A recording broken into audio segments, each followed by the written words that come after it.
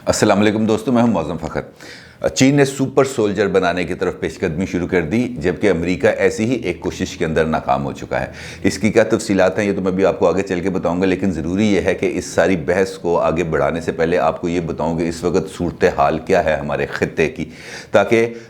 Super soldier के पस से पर्दा जो अवामिल हैं वो आपके बिल्कुल सामने बिल्कुल क्लैरिटी के साथ आ जाएं। इस वक्त चीन, आपको पता है कि एक उभरती हुई ताकत है जिसने सुपर पावर अमेरिका को भी चैलेंज कर दिया, बल्कि कई महाज़ों पर अमेरिका को बिल्कुल पीछे छोड़ दिया है। टेक्नोलॉजी उसमें से एक ऐसा ही शोबा है जहां पर चीन मुसलसल अमेरिका को चैलेंज कर रहा है। मिसाल आपको देता हूँ एक छोटी सी,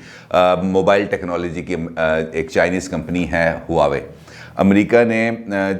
हुआवे को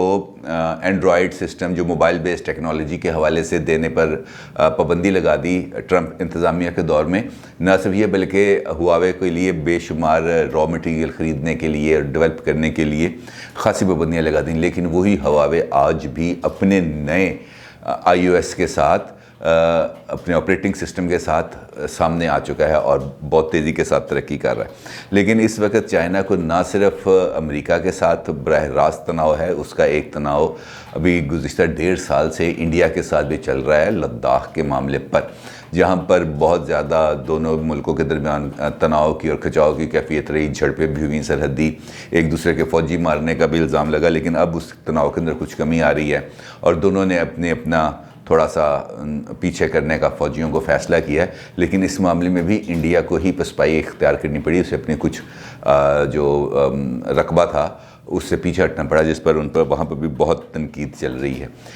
चीन और अमेरिका एक दूसरे के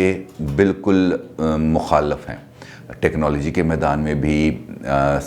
मटेरियल मेकिंग के उसमें भी, इकॉनमी भी चीन की बहुत आगे बढ़ती जा रही है। और चीन इस वक्त पूरी दुनिया को ही एक लिहाज से रीडिफ़ाइन कर रहा है ताकि अपने और दूसरे ममालिक के दरमियान एक वाज़ेह फ़र्क के तौर पे सामने आए। और इसी एक नुक्ते के ऊपर चीन के बारे में अब ये इतलात आ रही है, और ये इतलात मगरबी मीडिया की जानिब से आ रही हैं कि वो सुपर सोल्जर बनाने की तरफ जा रहा है। आपको याद दिलाता चलूँ कि 2014 के अंदर अमेरिकी सदर बराक ओबामा ने सहाफ़ियों के साथ गुफ्तगू करते हुए ऐलान किया था कि अमेरिका आयरन मैन बनाने जा रहा है। आपको पता है कि ये बड़ी ज़बरदस्त एक फ़िल्म सीरीज़ है, आयरन मैन है, कैप्टन अमेरिका है, बाकी अंट मैन वगैरह वगैरह, एक पूरी सीरीज़ चल रही है जिसके अंदर ये जो सुपर ह्यूमंस हैं इसके कॉन्सेप्ट पे काम हो रहा है। और बेसिकली यहाँ से आइडियाज़ को ड्राइव करने के बाद टेक्नोलॉजी जो एक्सपर्ट्स हैं वो इनको अमली जमा पहनाने की तरफ जाते हैं। लेकिन जब बराक ओबामा ने इस बात का ऐलान किया था तो वहाँ पर लोगों के कहके निकल गए थे, और 5 साल तक इस प्रोजेक्ट पर काम हुआ। लेकिन टेक्नोलॉजी के अंदर, चूँकि अमेरिकी टेक्नोलॉजी के अंदर शायद उस हद तक वुसअत नहीं पैदा हो सकी कि इस आयरन मैन को बनाया जा सके, तो 5 साल के बाद इस प्रोजेक्ट को रोक दिया। लेकिन इस प्रोजेक्ट पर काम करने वाले लोगों का अब भी ये मानना है कि ये एक फ़ीज़िबल प्रोजेक्ट है, डूएबल काम है। ये एक ऐसा काम है जो मुस्तकबिल में जैसे जैसे टेक्नोलॉजी और ज़्यादा तरक्की करेगी आयरन मैन बन सकता है। उन्होंने इस खदशे से इनकार नहीं किया। BBC ने भी अपनी एक रिपोर्ट में बताया है इसी हवाले से, सुपर सोल्जर के हवाले से BBC की रिपोर्ट है, और BBC ने बताया है व्लादिमीर पुतिन, जो सोवियत यूनियन के साबिक सोवियत यूनियन जब था तो ये रूस के प्रेसिडेंट हैं व्लादिमीर पुतिन, उनका ये कहना है, और ये मैं आपको कोट एंड कोट के अंदर बताता हूँ। व्लादिमीर पुतिन ने ख़बरदार किया था कि शायद इंसान जल्द कुछ ऐसा ईजाद कर दे जो एक जौहरी बम से कहीं ज़्यादा ख़तरनाक हो। उन्होंने कहा कि आप ये सोच सकते हैं कि इंसान शायद एक ऐसा इंसान ईजाद करे जिसमें कुछ खुसूसियात हों, ना सिर्फ मफरूज़े की हद तक बल्कि हकीकत की हद तक। वो एक शानदार रियाज़ीदान हो सकता है, बहुत ज़बरदस्त मैथमेटिशियन हो सकता है, बहुत ज़बरदस्त म्यूज़िशियन हो सकता है, बहुत ज़बरदस्त गुलकार हो सकता है, और बहुत ज़बरदस्त फ़ाइटर हो सकता है। और जब ये फ़ाइटर की बात करते हैं तो फिर हमारे पास सुपर सोल्जर की कॉन्सेप्ट आता है। इसी तरह अमेरिका के एक डायरेक्टर हैं, डायरेक्टर बराए नेशनल इंटेलिजेंस DNI, जॉन रेटक्लिफ ने इल्ज़ाम आयद किया था चीन पर गुज़िश्ता बरस کہ انہوں نے وال اسٹریٹ جرنل کے اندر آرٹیکل لکھا تھا، اس میں یہ کہا تھا کہ چین اس وقت پیپلز لبریشن آرمی کے فوجیوں پر اس نے یہ ٹیسٹنگ کا عمل شروع کر دیا۔ اب یہاں پہ میں آپ کو بتاؤں کہ امریکہ جس ٹیکنالوجی پر کام کر رہا تھا وہ ہے آئرن مین کی ٹیکنالوجی، یعنی کہ ایک ایسا بندہ جس کے اوپر ایک ایسا لباس، جس کو ایسا لباس پہنا دیا جائے جسے ٹیلوس کہتے ہیں، اس کا ٹیکنیکل نام ہے technical assault light operator suit.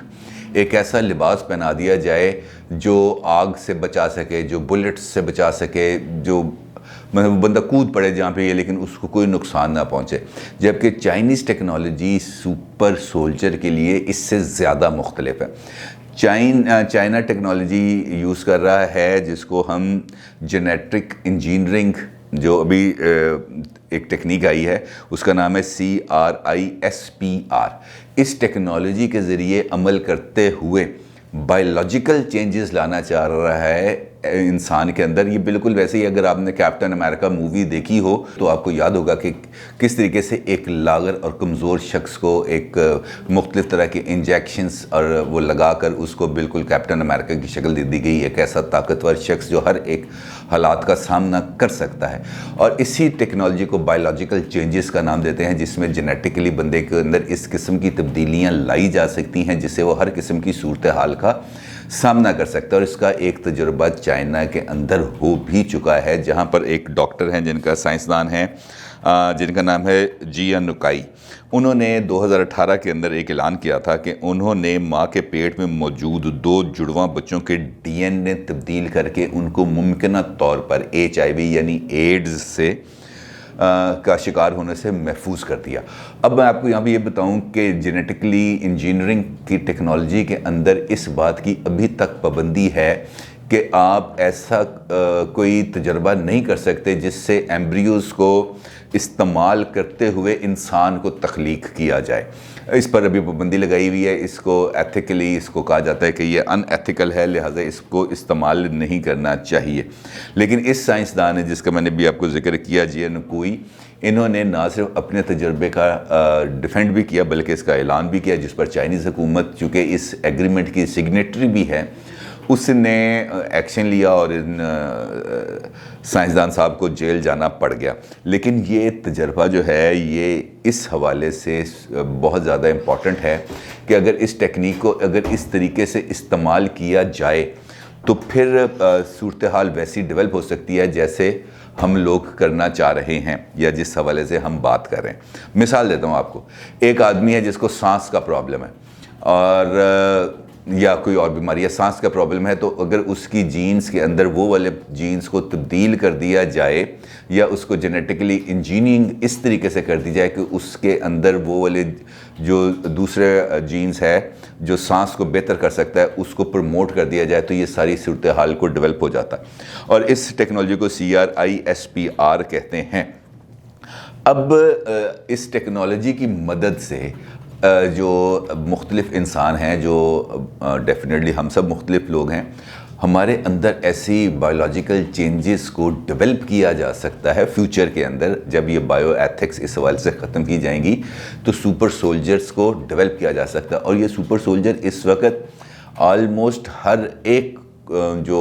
ترقی یافتہ ملک ہے اس کی یہ خواہش ہے کہ ایک ایسی چیز اس کے پاس ہو جس کے ذریعے وہ لوگوں کو حیران کر دے۔ اب یہاں پر لڑائی ہوتی ہے ٹیکنالوجی کی، امریکن ٹیکنالوجی اور چائنیز ٹیکنالوجی۔ ان ٹیکنالوجیز کی لڑائی کے اندر جو بھی جیتے گا، لیکن ایک بات طے ہے کہ اس کے ان تجربات کے نتیجے کے اندر اگر اس میں انسانیت کی فلاح، انسانیت کی بقا اور بہتری مقصود ہے تو ڈیفینیٹلی اس کے اندر آسانیاں بھی پیدا ہوں گی۔ لیکن اگر